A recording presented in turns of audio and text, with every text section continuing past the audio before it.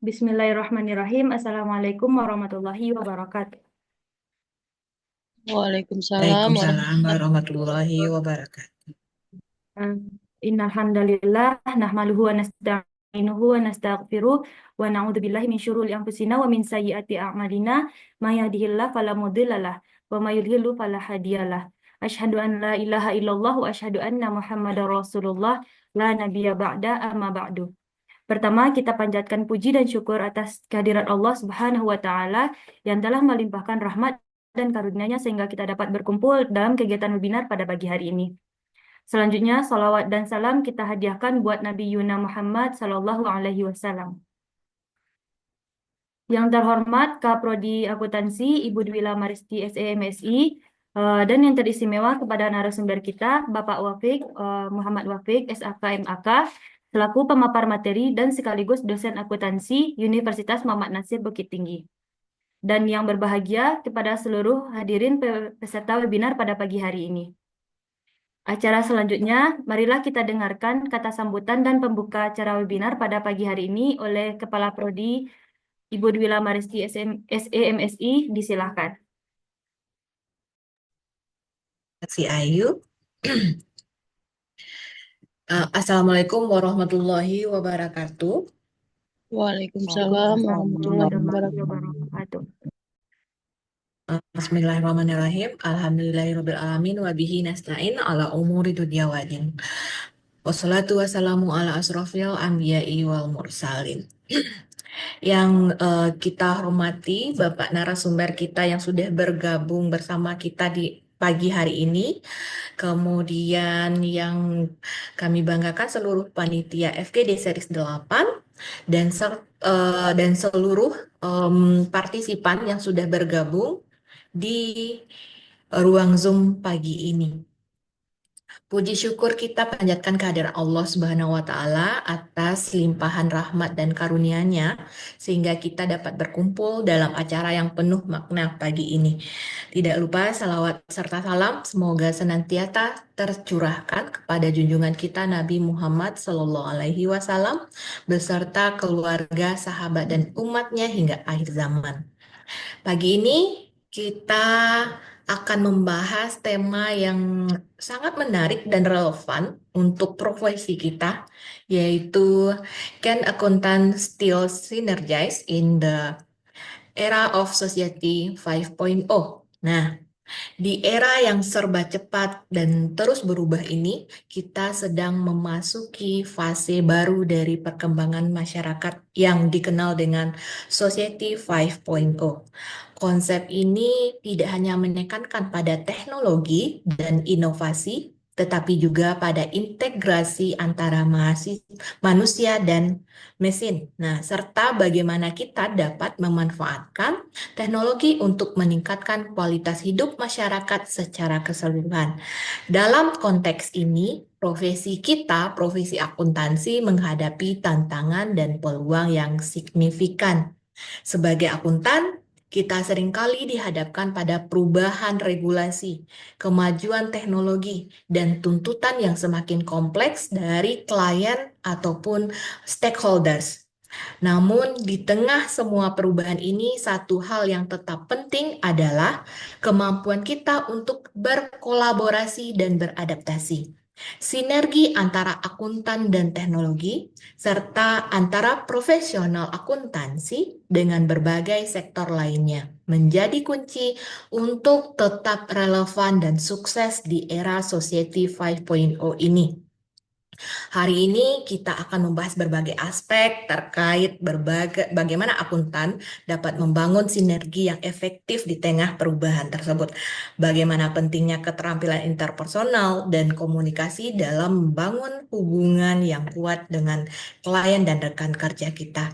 Nah, eh, juga nanti kita akan dengarkan dari Bapak narasumber kita tentang bagaimana pemahaman yang mendalam terkait data dan analisis. Akuntan memiliki potensi untuk menjadi pendorong perubahan yang positif.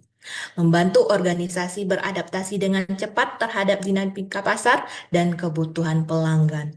Nah, kami, Ibu, terutamanya dari Prodi, berharap FGD kita kali ini tidak hanya menjadi ajang untuk berbagi pengetahuan, tetapi juga sebagai platform untuk berdiskusi dan bertukar pikiran. Kami berharap semua peserta yang sudah join di ruang Zoom pagi ini dapat aktif berpartisipasi, mengajukan pertanyaan, dan berbagi pengalamannya dengan Bapak narasumber kita selama sesi tanya jawab di akhir acara kita nanti. Nah, baiklah, mari kita bersama-sama menjelajahi bagaimana kita sebagai akuntan dapat terus bersinergi dan berkontribusi dalam membangun masyarakat yang lebih baik di era Society 5.0 ini. Terima kasih atas perhatiannya dan selamat mengikuti webinar pagi ini. Semoga menjadi amal jariah untuk narasumber kita dan wawasan yang berharga serta inspirasi untuk langkah-langkah selanjutnya dalam profesi kita. Billahi taufik. Oh, FGD series 8 pagi ini Ibu buka dengan mengucapkan Bismillahirrohmanirrohim. Billahi taufik wal hidayah. Wassalamualaikum warahmatullahi wabarakatuh. Dikembalikan kepada moderator. Waalaikumsalam warahmatullahi wabarakatuh. Baik, terima kasih Ibu atas sambutannya. Sebagaimana tadi yang sudah disinggung oleh Ibu Kaprodi bahwa kegiatan webinar ini membahas peran dan tantangan akuntan di era Society 5.0, termasuk adaptasi terhadap teknologi seperti Big Data, AI, dan blockchain. Fokusnya pada cara akuntan bersinergi dengan teknologi untuk mengatasi otomatisasi, meningkatkan efisiensi, dan memberikan nilai strategis bagi organisasi. Baik, Bapak Ibu peserta hadirin, mari kita buka acara webinar program studi akuntansi Fakultas Ilmu Sosial dan Humaniora Universitas Muhammad Nasir Bukit Tinggi pada tanggal 6 Desember 2024 dengan tema Bisakah Akuntan Tetap Bersinergi di Era Society 5.0? Hari ini telah hadir di tengah-tengah kita narasumber Bapak Muhammad Wafiq, SAK MAK, selaku pemapar materi dan sekaligus dosen akuntansi Universitas Muhammad Nasir Bukit Tinggi. Untuk itu, mari kita dengarkan secara langsung penyampaian materi ini dari Bapak Wafiq. Kepada Bapak, waktu dan layar kami silakan. Oke, baik. Bismillahirrahmanirrahim. Rabbi shrah li sadri wa yassir li amri wahlul 'uqdatam min lisani yafqahu qawli. Assalamualaikum warahmatullahi wabarakatuh. Waalaikumsalam warahmatullahi wabarakatuh. Oke, baik. Saya izin secara layar pada Bapak Ibu sekalian terkait apa yang akan kita bahas pada kesempatan kali ini.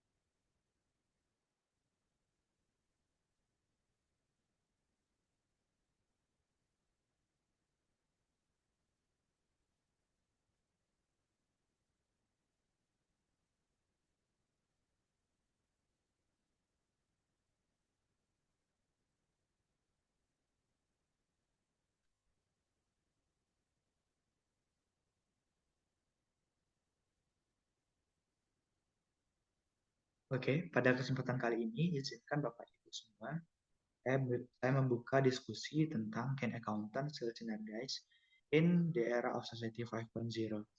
Nah, materi ini akan membahas beberapa pembahasan.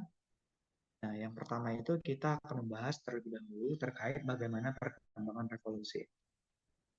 Nah, seperti yang sudah berkembang secara umum, revolusi industri yang perlu kita ketahui itu ada 3. Yang pertama, revolusi industri 3.0, yang mana revolusi ini ditandai dengan revolusi digital.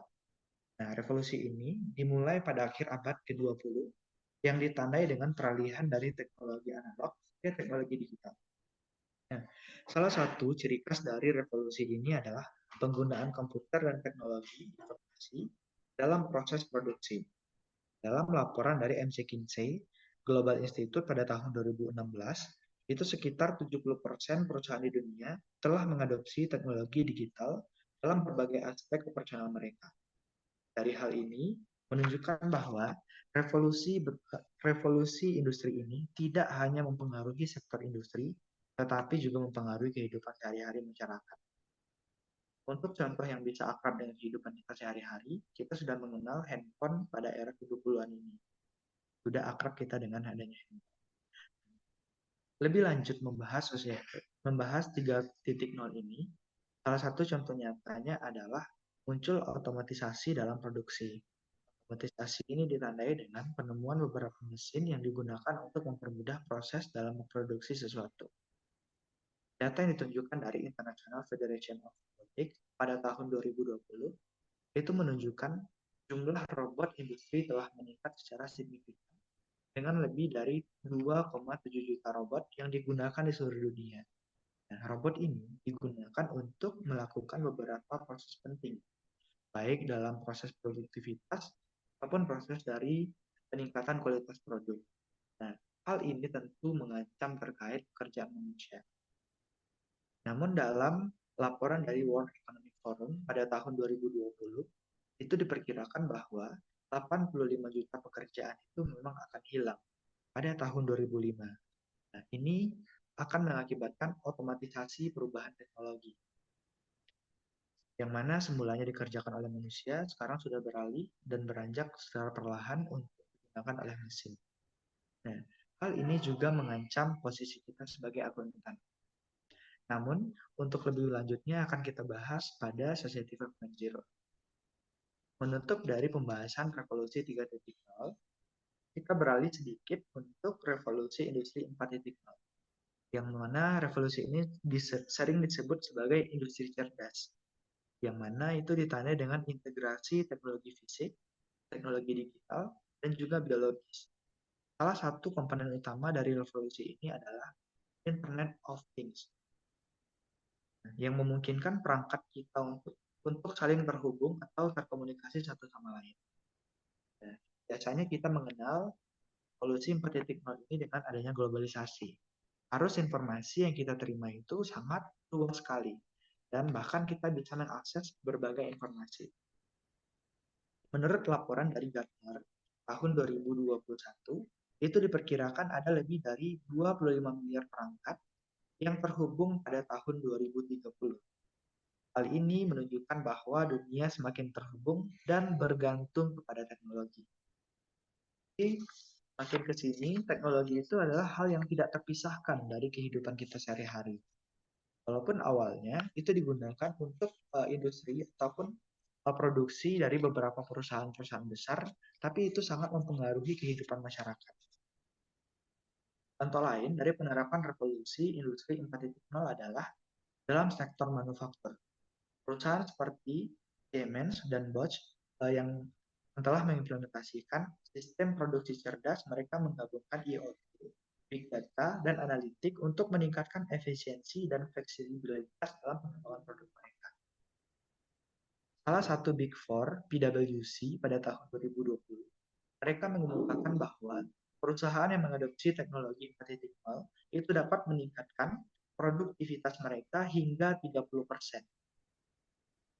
Makin ke sini, itu keunggulan kompetitif dari berbagai macam perusahaan itu semakin berkembang. Nah, dalam menghadapi revolusi 4.0 ini, tidak dapat diabaikan, karena ada beberapa permasalahan yang perlu kita waspadai. Adanya ancaman cyber menjadi isu utama, karena semua arus ataupun informasi itu berputar secara cepat. Jadi penyerangan cyber itu sangat rentan sekali untuk revolusi 4.0. Dari laporan Cyber Security Vendor pada tahun 2020, kerugian akibat serangan cyber itu diperkirakan mencapai 6 triliun dolar. pada tahun 2021. Nah, karena itu, bagi perusahaan, banyak mereka yang belum mengintegrasikan semua sistemnya ke internet, karena mereka masih takut akan terjadinya penyerangan cyber yang akan mengancam terkait data mereka. Kita bisa melihat kasus yang terjadi belakangan, yang penyerangan cyber terhadap sistem dari BSI. Sehingga pada saat itu, saldo dari nasabah BSI itu teracak-acak, walaupun saldonya itu ditarik oleh beberapa oknum dari penyerangan cyber itu.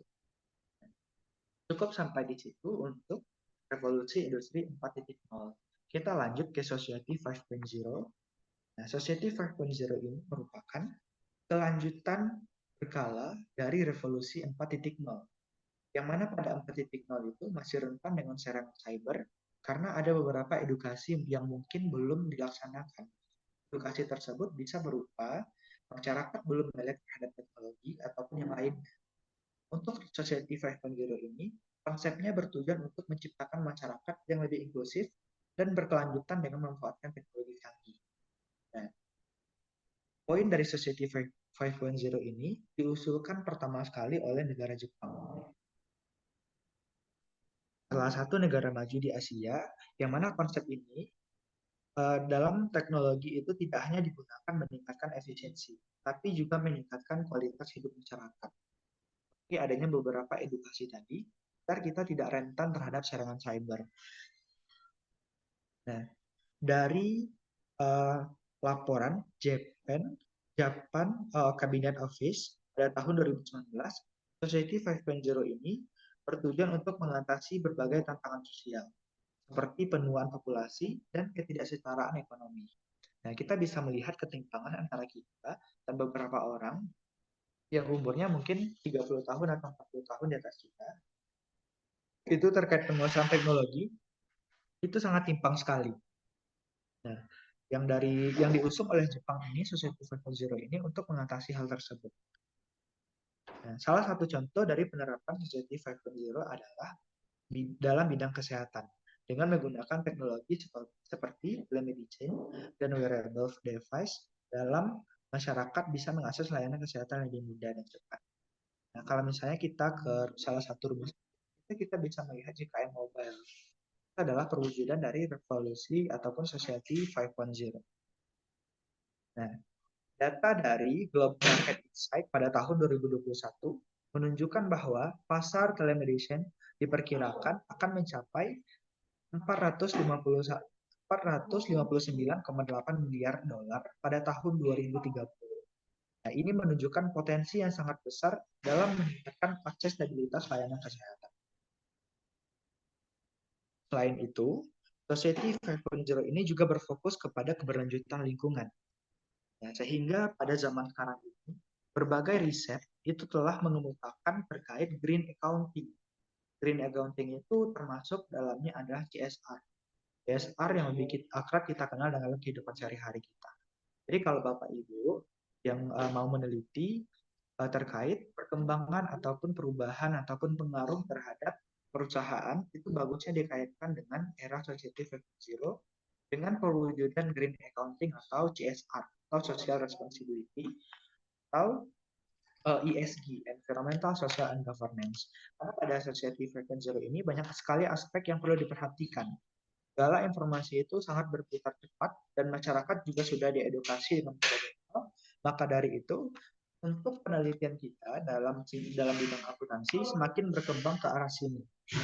Nah, itu trennya sekarang. Nah, dari pengalaman saya melihat banyak penelitian terkait green accounting ataupun CSR itu sudah berkembang melebihi 40% dari total keseluruhan penelitian.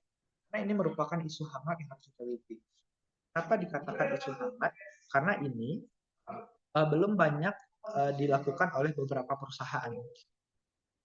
Yang kita ketahui, kalau misalnya Bapak Ibu pernah tuh jalan di bypass di bagian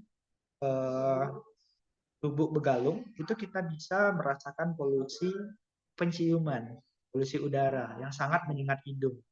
Nah, itu merupakan kajian yang harus kita bahas dalam Society 5.0 bagian green accounting. Mungkin untuk ketiga revolusi industri ini, dari 3.0, 4.0, dan 5.0, semuanya memang saling berhubungan dan terintegrasi satu sama lain. Tetapi semakin ke sini, itu semakin sempurna. Nah, 3 disempurnakan oleh 4, 4 disempurnakan oleh 5. Nah, 5 ini tidak tahu siapa yang akan menyempurnakan yang tidak. Nah, untuk revolusi industri ini semuanya masih diterapkan di Indonesia. Kalau misalnya kita melihat kondisi perkembangan di Indonesia saat ini, kita masih menerapkan 3.0 dan kita baru matang dalam penerapan revolusi 3.0. Kita sudah menggunakan komputer, sudah menggunakan berbagai macam alat untuk memproduksi sesuatu. Nah, untuk 4.0 itu kita belum siap. Sehingga kultur shock itu sering terjadi di masyarakat kita. Berbagai macam budaya yang masuk dari luar itu kadang tidak bisa disaring dengan akal sehat. Maka dari itu, Society 5.0 ini dipaksakan masuk melalui pandemi COVID. Karena mereka masuk dalam pandemi COVID, masyarakat itu akan lebih dan harus lebih berhati-hati dalam menggunakan teknologi. Ini juga berkaitan dengan kualitas kehidupan masyarakat dan kualitas pengembangan pola pikir masyarakat. Oke, kita lanjut ke step berikutnya.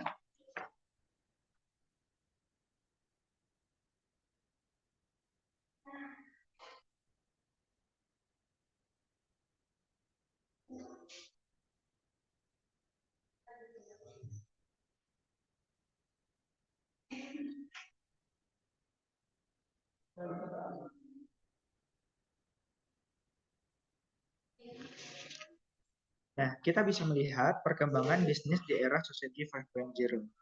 Nah, dari laporan McKinsey & Company pada tahun 2021, lebih dari 70% perusahaan di seluruh dunia telah mempercepat adopsi digitalisasi. Nah, digitalisasi ini dipercepat akibat adanya pandemi COVID-19 yang menunjukkan bahwa bisnis harus beradaptasi dengan cepat untuk bertahan dan berkembang.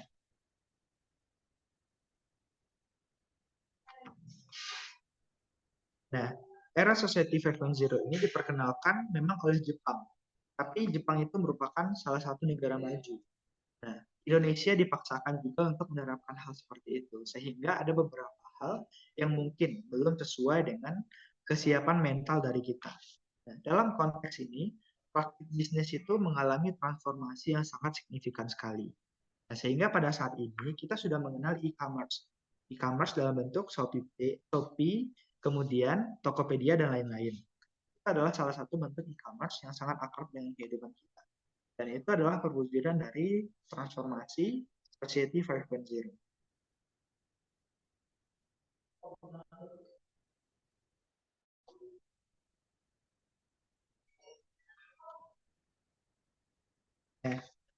Di era Society 5.0, itu peran akuntan mengalami transformasi yang cukup signifikan. Karena di sini akuntan tidak hanya berfokus pada pencatatan dan pelaporan keuangan, tapi juga berperan sebagai penasihat strategis dalam pengambilan keputusan.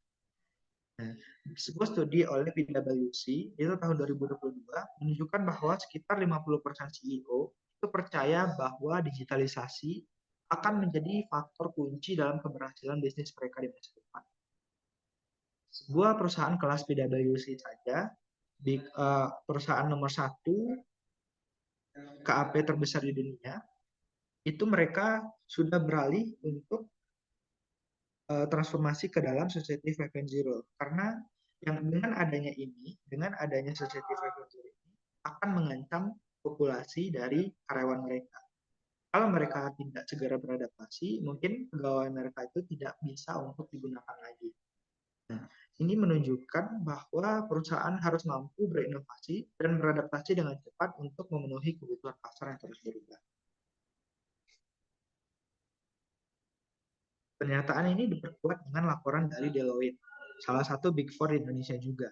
Deloitte mengatakan 50% akuntan itu percaya bahwa peran mereka akan berubah secara signifikan dalam 5 tahun ke depan.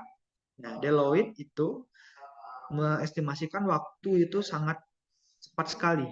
Dalam 5 tahun, itu 2030, itu sudah bertransformasi semuanya. Ini sebanding dengan kemajuan teknologi yang semakin hari itu semakin meningkat dan tidak dapat kita bendung perkembangannya. Kita sebagai negara berkembang tentu akan mengadopsi dan melaksanakan dari hal tersebut untuk memajukan kehidupan kita.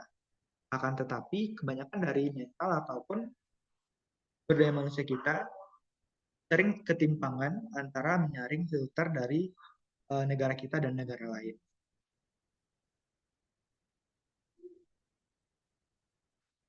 Nah, selanjutnya,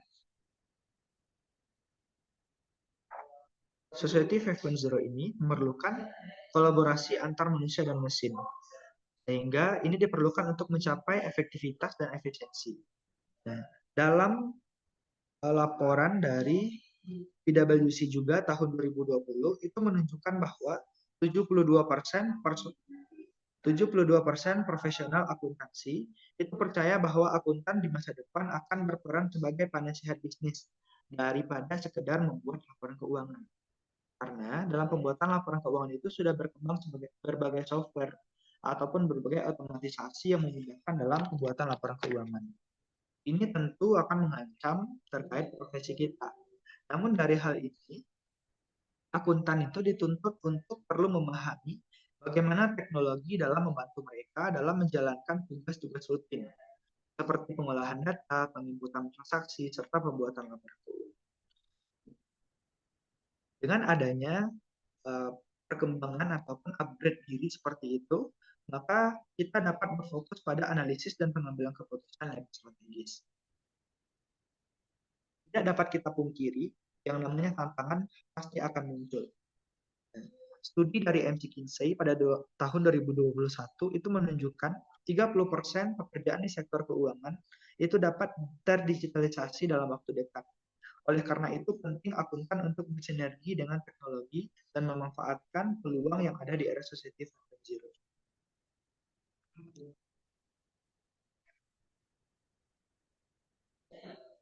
Nah, akhir perkembangannya, praktik dalam perkembangan bisnis di era Society 5.0 ini menuntut perusahaan itu untuk senantiasa inovatif, responsif, dan bertanggung jawab dalam menjalankan operasional mereka. Akuntan dari berbagai macam bagian atau struktur organisasi di perusahaan, baik itu auditor, SPI, ataupun akuntannya, itu harus memahami perubahan ini untuk memberikan kontribusi yang lebih signifikan dalam pengambilan keputusan.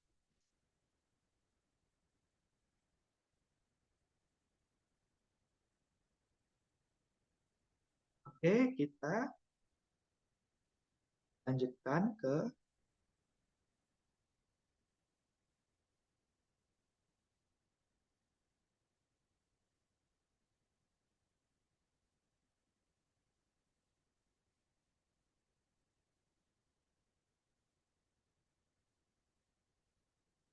Nah, kita lanjutkan ke tantangan yang dihadapi oleh akuntan di era Society 5.0.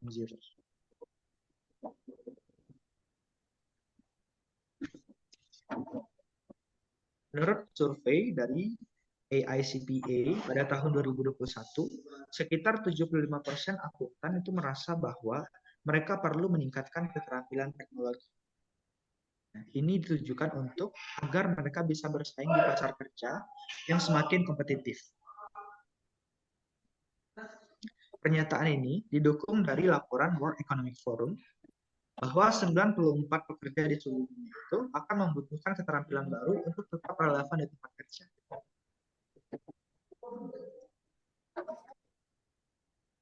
Tantangan lainnya adalah meningkatkan kompleksitas, regulasi, dan kepatuhan. Nah, yang mana pada era Society 5.0 ini, perusahaan dihadapkan dari berbagai macam peraturan yang berkaitan dengan privasi dan keamanan cyber, serta tanggung jawab sosial.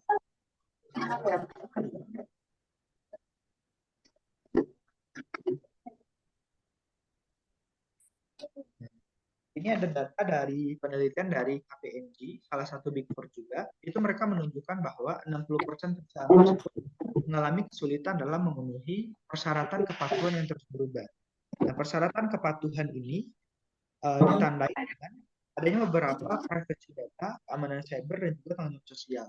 Ini akan semakin menyulitkan peran akuntan nanti di masa depan. Karena dalam hal ini kita harus senantiasa untuk mengupgrade diri kita agar kita tidak rentan terhadap hal yang merugikan diri kita sendiri.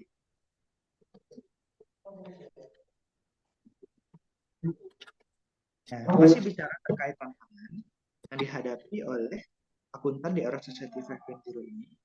Dari laporan IBM pada tahun 2021, rata-rata pelanggaran itu dapat mencapai USD atau dalam jutaan dolar 4,24 juta dolar. Nah, ini pelanggaran ini akan berdampak terhadap akuntan kalau misalnya tidak hati-hati dalam menginput data perusahaan. Karena itu ada beberapa peraturan yang mengaturnya. Dalam hal ini, itu akan berdampak terhadap reputasi dan keuangan perusahaan. Yang mana hal ini sangat terkait kali dengan kehidupan di pasar saham. Ketika kita menyajikan laporan keuangan, yang mana laporan keuangan itu harus disajikan secara aman, bebas dari segala kesalahan material dan kesalahan lainnya. Dalam era ini, hal itu akan berdampak besar terhadap penurunan nilai dari perusahaan. Dari laporan Cyber Security, Infrastructure Security Agent, dari tahun 2022, itu sektor keuangan adalah salah satu sektor yang paling menjadi target serangan cyber. Serangan cyber ini mereka akan mengincar sektor keuangan, karena sektor keuanganlah yang paling menguntungkan bagi mereka. Ketika mereka mendapatkan akses dari sistem itu, mereka akan bisa menarik dana lebih.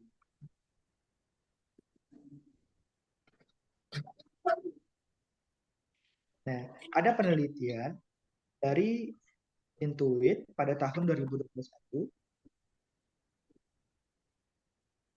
Nah, ini menunjukkan bahwa 60% akuntan merasa kurang percaya diri dalam menggunakan teknologi yang baru dan berkaitan dengan akuntansi. Hal ini sangat terkait kali dengan kehidupan kita, yang mana pada saat ini kita dalam menyusun laporan keuangan atau membuat pelaporan di tempat kerja ataupun di perkuliahan itu masih menggunakan sistem yang manual. Kita belum menggunakan sistem yang terotomatisasi seperti adanya software dan lain-lainnya. Nah, dalam penggunaan software tersebut, banyak hal yang perlu kita perhatikan. Apakah software itu telah sesuai dengan perusahaan kita atau telah sesuai dengan kebutuhan kita dalam penyajian laporan keuangan. Studi dari Gartner tahun 2021 ini memperkirakan hingga 50% pekerjaan akuntansi itu dapat diotomatisasi dalam dekade mendatang.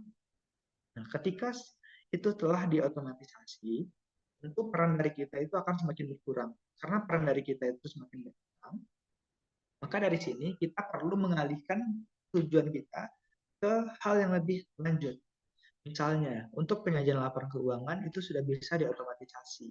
Maka kita harus mengalihkan peranan kita kepada analisis laporan keuangan yang akan memberikan pertimbangan kepada manajemen dalam pengambilan keputusan. Seperti itu cara mengupgrade kemampuan diri kita sendiri dalam contoh sederhana.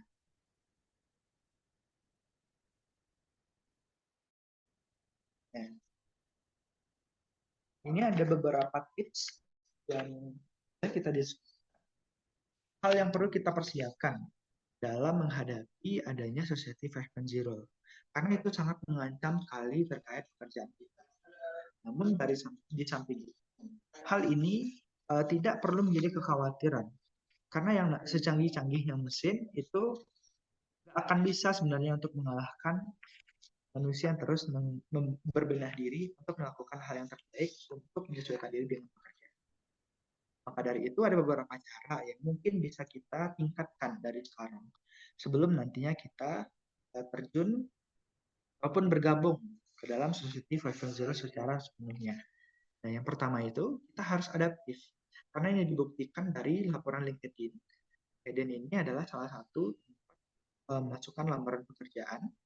Nah, itu kursus keterampilan analisis informasi dapat mengalami peningkatan sebesar 45% di kalangan profesional akuntan.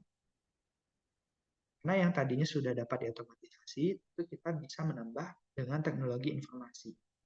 Setelah itu, keterampilan interpersonal dan komunikasi itu harus kita tingkatkan.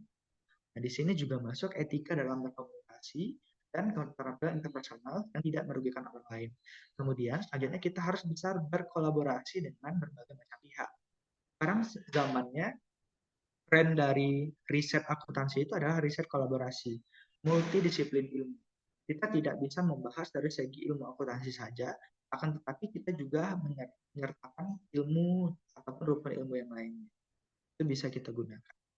Kalau misalnya kita riset terkait akuntansi itu akan sangat terbatas sekali. Kalau misalnya sudah luas, kita kaitkan dengan berbagai macam aspek, itu akan bagus dalam penelitian kita. Setelah itu, kita harus membangun networking yang bagus. Networking ini mengacu kepada bagaimana cara kita memanfaatkan orang-orang penting dalam menambah pengetahuan kita. Nah, mungkin itu yang dapat saya sampaikan pada kali ini. Saya kembalikan kepada moderator untuk memandu sesi diskusi.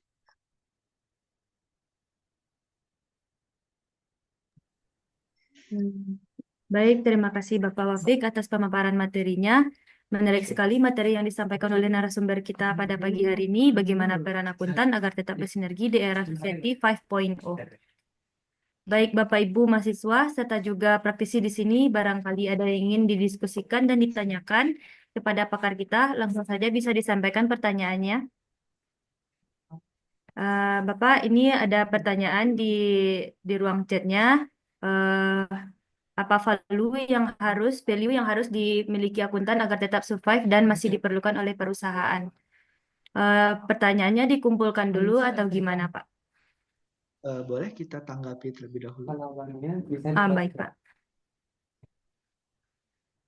Oke, baik Bu Lydia, izin menanggapi terkait pertanyaannya, yang mana cara mensiasati persaingan antara akuntan dengan AI.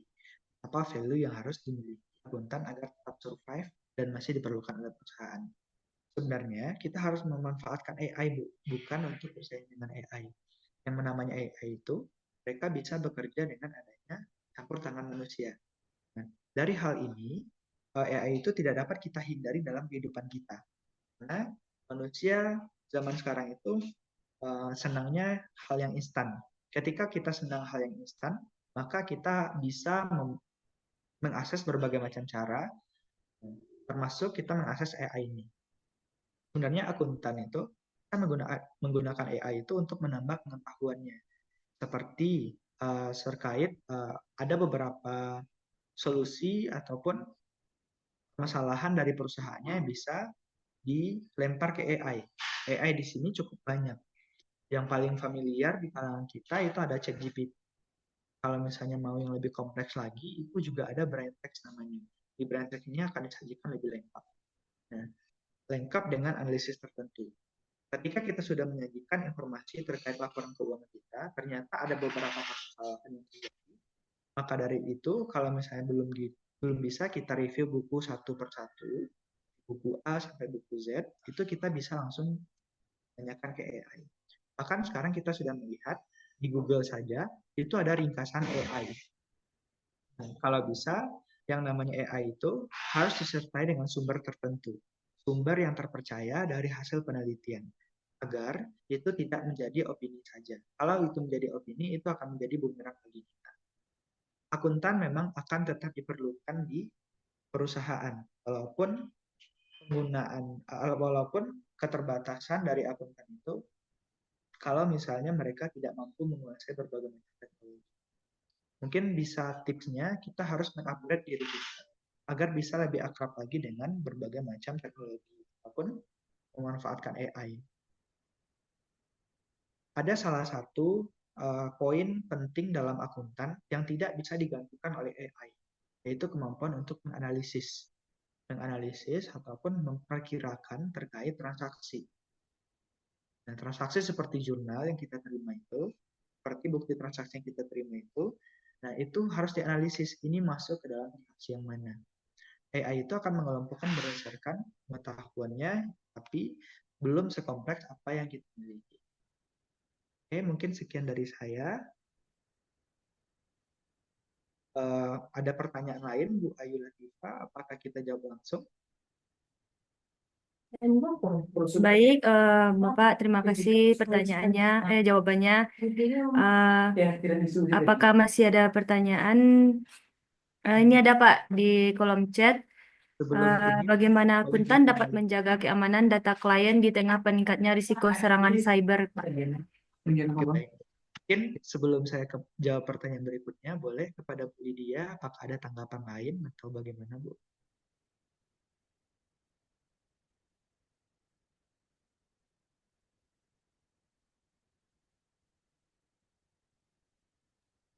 Oh iya, Assalamualaikum. Terima kasih Pak Wafik atas jawabannya. Mohon maaf agak berisik, saya lagi di luar. Em, Sebenarnya tadi ada 3 pertanyaan sebenarnya. Tapi yang pertama itu adalah bagaimana menyiasati persaingan antara akuntan dengan AI. Tapi sebenarnya dia beririsan dengan pertanyaan yang sudah dijawab oleh Pak Wafik tadi. Di satu sisi sebenarnya pertanyaan ini seolah-olah agak klise ya Pak ya. Iya, Cuman ini adalah kenyataan yang akan kita hadapi mungkin 5 atau 10 tahun ke depan, di mana sudah ada beberapa paper yang saya lihat, tapi itu masih draft ya, eh, yang menyatakan bahwa mungkin 5 sampai 10 tahun ke depan posisi akuntan ini akan mulai hilang. Sebenarnya itu adalah tantangan atau challenge bagi akuntan sendiri untuk membuktikan bahwa memang posisi kita itu penting di tengah dunia bisnis. Nah, cuman di satu sisi, seperti yang Pak Wafik bilang tadi, memang ChatGPT itu, let's say ya, karena itu yang paling umum digunakan, ChatGPT itu sebenarnya sudah mampu untuk memprediksi apa jurnal yang eh, harus dibuat ketika kita memaparkan atau memberikan prompt yang sesuai. Nah, tidak menutup kemungkinan ke depannya, eh, misalkan satu perusahaan cukup dia men-scan atau menginputkan semacam invoice atau apa, eh, sehingga tidak diperlukan lagi ada bookkeeper. Bookkeeper kan tidak sama dengan akuntan ya Pak. Memang akuntan punya sisi analisa, tapi tidak menutup kemungkinan juga dari output misalkan sistem informasi yang sudah kita gunakan.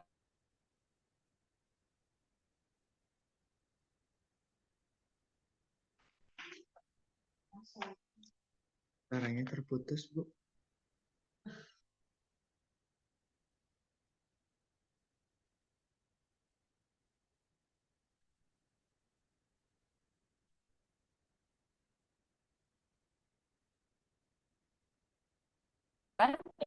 Itu bisa.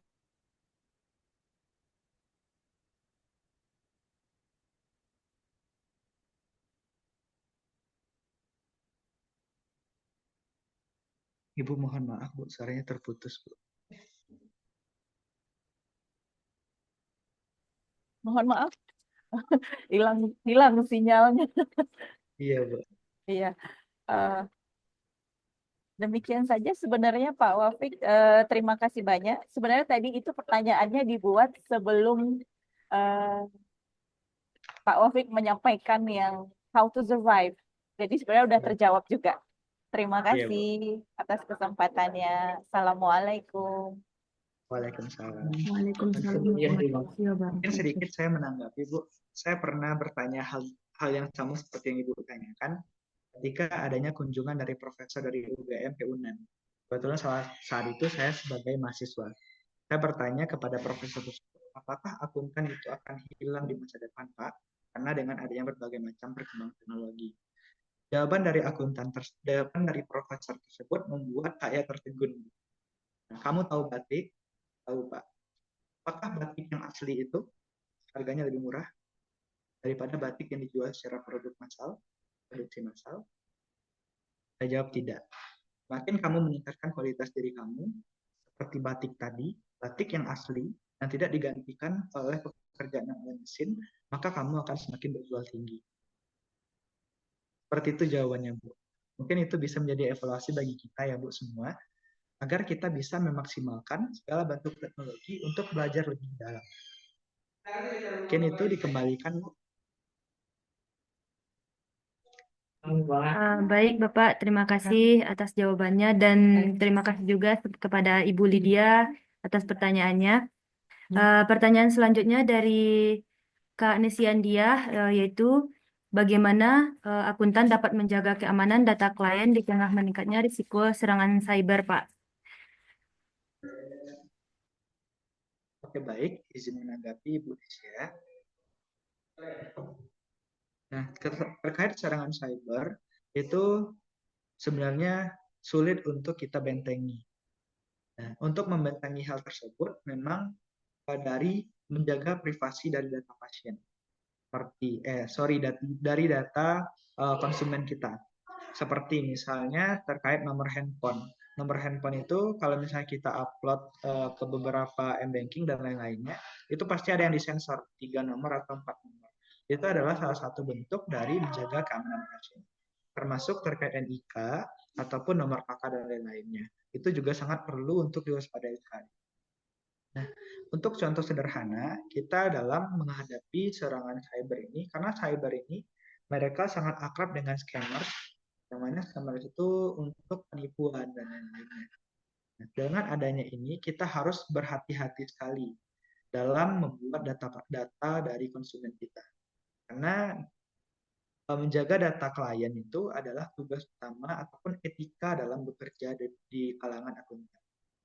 Mungkin itu dikembalikan ke Bu Nesya terlebih dahulu, Bu.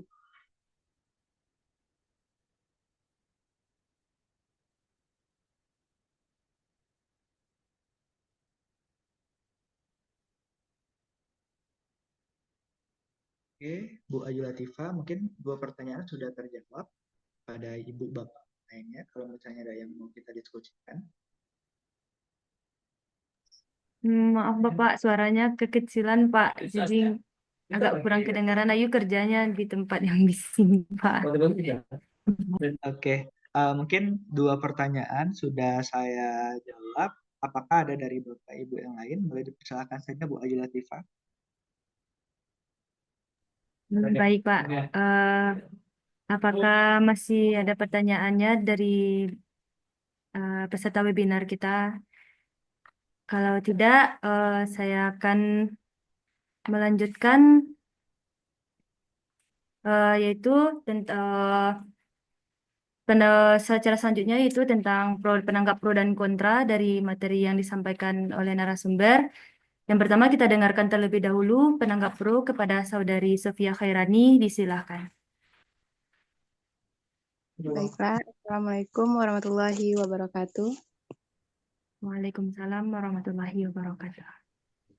Baiklah, saya sebagai penanggap pro, saya setuju dengan materi yang telah disampaikan oleh Bapak Wafik, bahwa seorang akuntan memiliki peluang untuk mengintegrasikan keterampilan dengan teknologi dan pendekatan baru dalam pengelolaan informasi. Salah satunya yaitu dalam menganalisis data yang dapat memanfaatkan big data dan analitik untuk memberikan wawasan yang lebih mendalam tentang kinerja keuangan dan operasional perusahaan.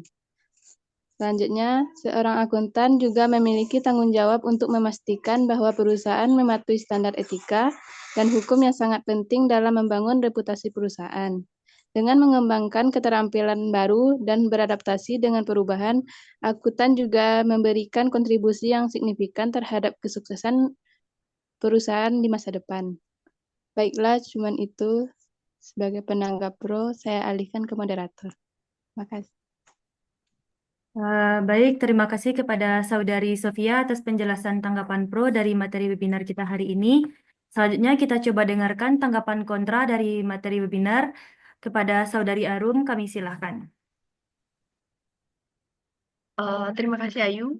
Bismillahirrahmanirrahim. Assalamualaikum warahmatullahi wabarakatuh. Izin menanggapi Pak terkait argumen bahwa akuntan bisa bertransformasi menjadi mitra yang strategis. Itu sangat menarik. Namun saya berpendapat bahwa hal ini mungkin membutuhkan perubahan yang mendalam dalam cara mereka dilatih dan beroperasi. Akuntan lebih terfokus pada angka dan kepatuhan terhadap aturan. Sementara peran mitra strategis lebih membutuhkan kemampuan untuk memprediksi tren pasar dan mengambil keputusan yang berisiko. Namun meski demikian, saya setuju bahwa jika akuntan dapat mengembangkan keterampilan ini, peluang tersebut tentu ada. Namun hal ini perlu dilakukan secara bertahap dengan investasi dalam pelatihan dan pembekalan yang sesuai. Sekian Pak, terima kasih. Assalamualaikum warahmatullahi wabarakatuh. Waalaikumsalam. Waalaikumsalam warahmatullahi wabarakatuh. Terima kasih kepada Saudari Arum. Kesimpulan yang dapat kita ambil dari hasil webinar hari ini bahwa akuntan di era Society 5.0 menghadapi tantangan dan peluang signifikan akibat kemajuan teknologi. Mereka perlu beradaptasi dengan meningkatkan keterampilan teknis dan analitis, mengembangkan keterampilan komunikasi, berkolaborasi dengan profesional lain, membangun jaringan, dan menjaga etika profesional. Dengan adaptasi yang tepat, akuntan dapat bersinergi dengan teknologi dan menjadi pemimpin dalam transformasi digital di bidang akuntansi. Dengan berakhirnya diskusi kita pada pagi hari ini dengan berbagai pertanyaan dan pemaparan dari narasumber kita, semoga apa yang kita peroleh pada hari ini, baik itu gagasan ide yang membangun, menjadi modal bagi kami sebagai mahasiswa akuntansi, juga sebagai aparatur nagari tentunya, dan para pakar yang hadir pada Zoom kali ini. Saya Ayu Latifah sebagai moderator. Jika ada kekeliruan, kekhilafan, dan kesalahan dalam memandu acara, saya memohon maaf. Terakhir, kita mengambil foto, dimohon kepada Bapak Ibu untuk mengaktifkan kameranya.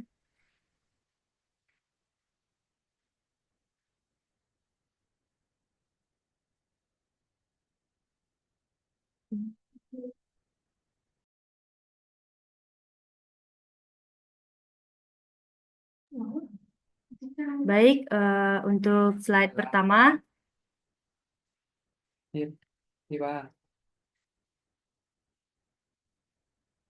Oke, slide kedua.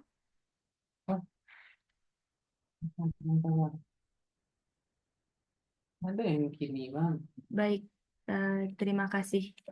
Eh, Taiwan.